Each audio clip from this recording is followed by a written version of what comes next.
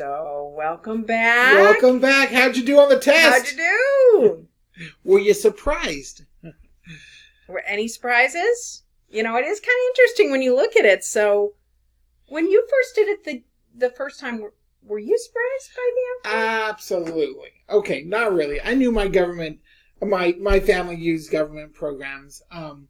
But it's interesting because I think I have an example that kind of fits exactly what we're talking about. The example that comes to mind when I think about government programs comes when my daughter was born. She was born a month early. Oh, wow, that's scary. Yeah, it was scary because my wife was just one day not feeling well, and then all of a sudden we were having a baby. Did not expect it.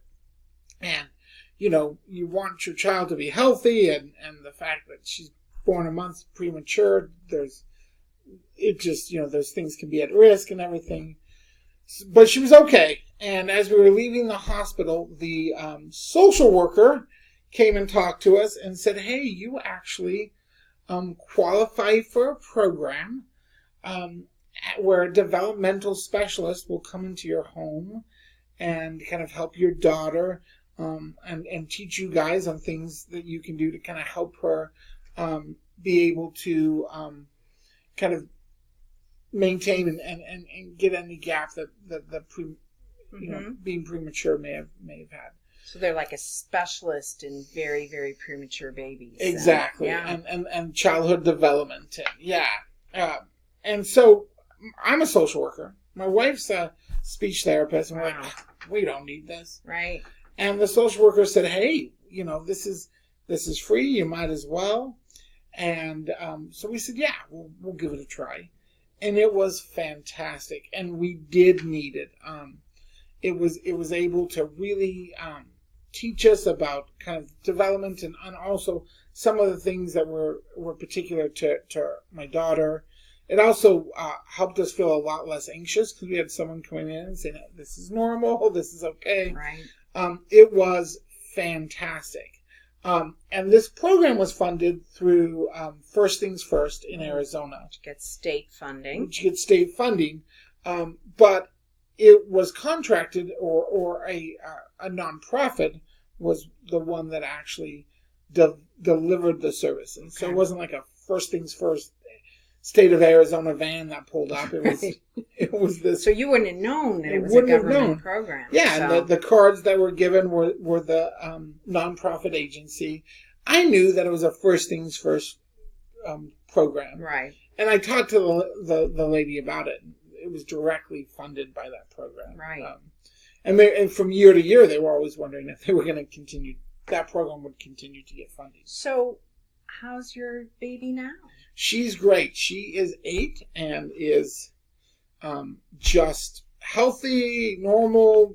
In fact, I think above normal. Of course, I'm a biased dad, but she's fantastic. She's 8, and we still talk about kind of that support. We kept all the handouts, all of the information, all of our notes from the developmental specialist. We got them out when our son was a baby and looked at them again. It was just such a worthwhile program that really benefited my family and the health of my child. So that's huge. The health of your baby to a parent is the most important thing. Absolutely. And here's a government-funded program that's available to help. And I think a lot of us depend on the government to help us in times when we're especially feeling in need. And so, you know, kind of let's look at the data related to some of the programs that you looked at in the test. That's a test in quotes. That you just took that people may not know are actually government programs. Okay. So we have a slide for you to look at. Yeah. So looking at that slide, I think a lot of times people may not know that something like your home interest mortgage deduction is a government funding, because that's basically money that the government is allowing it basically for you to get back again after you've paid in taxes. So therefore it's not available for a program like the developmental specialist program. Student loans are often government funded. The earned income tax credit, although it's a credit, that still is dollars that the government is sending to a family, a low-income family. So when we look at those first 6 programs especially, a lot of times people aren't aware that those are government-funded programs. Like the bottom one is food stamps. I think most people know that's a government program. Yeah.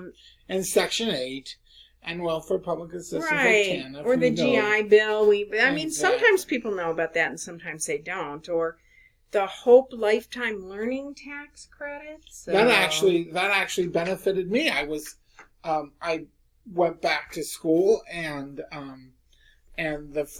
my first couple of years where I was able to benefit that. And what that was is I paid for school, but then I got to take off a nice chunk of my taxes off. Huge.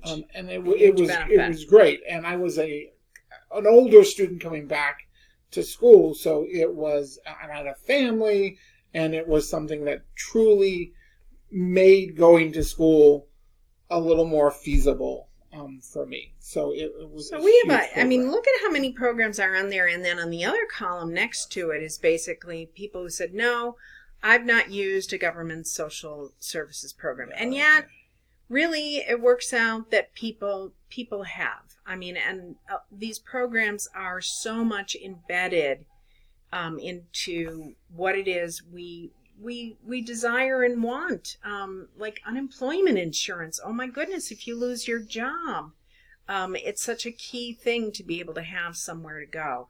So a lot of times we may talk about government as though it's all welfare or it's all food stamps, but actually there's a huge number of programs that you can see on there. And a lot of times people who think they've never used a government program actually have. So want to talk a bit about this? So let's look at this. Let's move our heads so we're not in the way. Oh, okay. Look at that. Wow, that's floating pretty heads. good. Yeah. So this is, if you look at this is when people ask the question, have you ever benefited from a government program? 57% of people said no. Never have. Absolutely not. So over half of the people surveyed thought they'd never gotten a government program. No government programs for me. When in reality, only 4%. Now I wonder what that 4% looks like, if it's just extremely isolated people who are super wealthy. I don't know. But we know that 96% of people in America have benefited or will benefit at one point in their life from a government program, directly from a government program, they themselves. And we know that out of that 96, 57% of people say they don't. The reason why this is important is because a lot of what we do as social workers will be funded by these government grants, these government programs, and these programs that people don't even associate with being government. But being able to offer these programs kind of come from that. So to be able to provide that psychoeducation to people around, like, hey, it's not just what we think is government program. We all kind of benefit. In fact, 96% of people will benefit from a program in one way or another. Well, and it's, a lot of times even people working in social services may not know that the funding they're receiving is from a government grant. Or, for example, you knew the program that you were benefiting from was from First Things First, which is state funded, but some people may not know that. Yeah. And it's not necessarily important that the average person knows where a program is coming from. But as a social worker, it's important for at least 2 reasons. One is so that if a program is being eliminated or cut or eligibility is being changed and it impacts your clients, you're going to know it impacts your client because you understand that the funding may come from, it comes from a government source and that person is going to be impacted. The second reason really is that a lot of times you then can advocate for your clients when it comes to a particular program.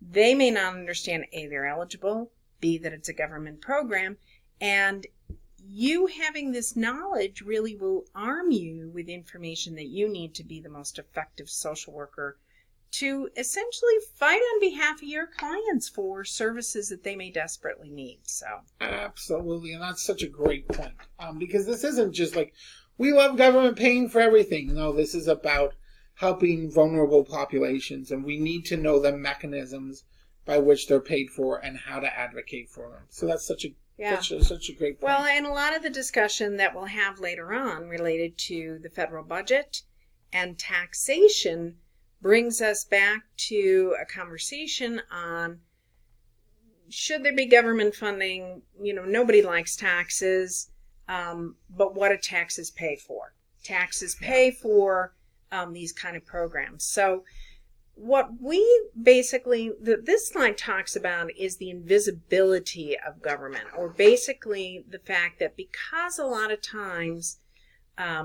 programs are paid for with federal or state dollars and they come as a grant to a nonprofit organization, people don't know the role of social service work. And so It's often unseen. So this developmental specialist received her salary essentially from state government, but people may or may not have known about something like that. You may not have known, for example, where some of the programs that you benefited from came from as well. And so this leads to this concept that the book talks about as well of a submerged state, or basically a non-recognition of government.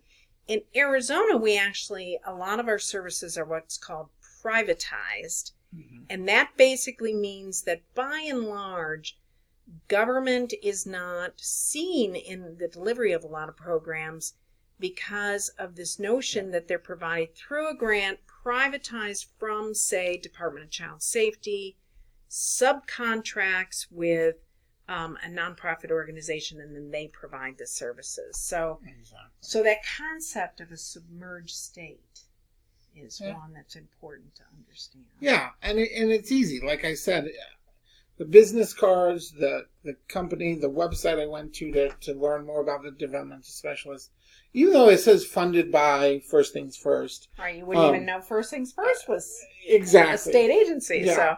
So it's this idea, and we've already explained why it's so vital that we as social workers know this. It helps us with advocacy, helps us to know where the actual funding for programs come to that we will most likely be administering. So it's such a key concept. And so hopefully this experience, by kind of looking and figuring out yourself how you've personally benefited from government programs that you may have not realized were government programs, hopefully this was a big eye-opener. This was a big empathy builder and kind of helping you to understand kind of the importance of this concept. So we're gonna talk more in the next video below this one about the assignment. But in the assignment, it's a great opportunity to really apply this then to the nonprofit or social service agency where you work or do your field placement. So good luck, and as always, if you have any questions or you don't understand something, please reach out and we'd be happy to help you out. Yeah. So thanks for coming. Thank you. Thanks for having me be a guest speaker. Take care.